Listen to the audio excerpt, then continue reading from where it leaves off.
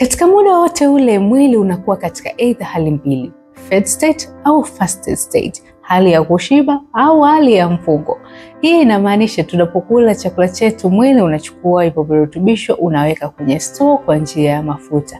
Na pale ambapo hauli, kwa mfano ukiwa umelala, mwili unachukua vile virutubisho kwa ajili ya kuweza kukidhi mahitaji yake ya nguvu.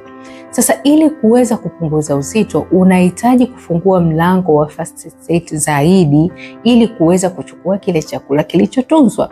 Na hii inamaanisha ya kwamba unashusha chini kiwango cha insulin cha kwenye damu ili kuweza kutumia kile chakula. Insulin inafungua milango ya kutunza chakula. Inapokuwa chini, chakula kinatoka. Inahitaji ufungue huo mlango ili kuweza kupunguza uzito.